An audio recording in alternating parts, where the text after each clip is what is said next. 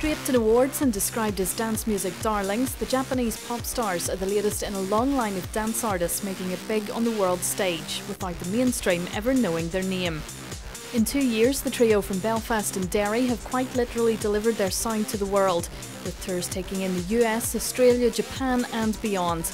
We caught up with them just off a flight from Barcelona and preparing to take to the stage for their home fans.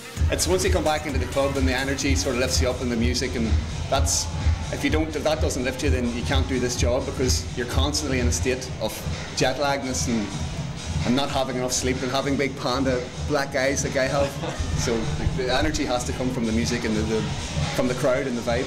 So that's your sleep. Well, that's 50% of your sleep anyway.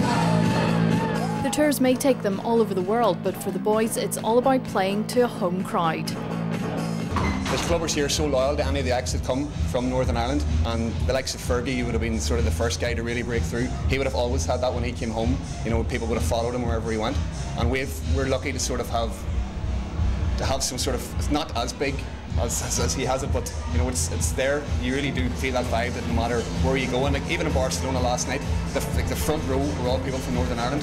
We still look at ourselves as we're just three mates who make music in our bedrooms for the most part, and like for record or company people to be putting some value in that, it's not something that we would expect.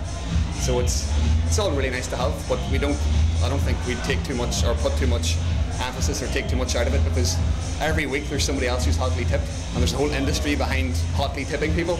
You know, the hotly tippers.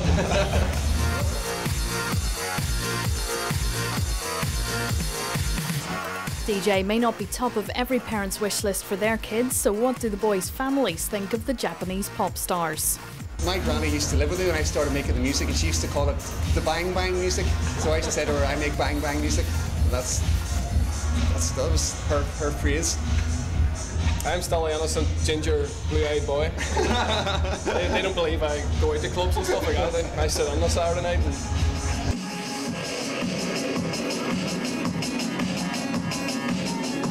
The last 2 years have been a bit of a whirlwind, but the boys are always looking to the next gig. Miami next week, so Ultra Music Festival. We've got a load of other festivals lined up. Festival, Rock Ness. Ibiza, we'll be back out to Ibiza doing stuff, hopefully over to Japan at the end of the year in Australia. The big thing for this year is dropping the second album, which is massive. Like for us, it's been probably 6 or 18 months in the pipeline, and we're just sort of putting the final touches on it now, and we're very excited about it, and just hopefully taking the game to the next level.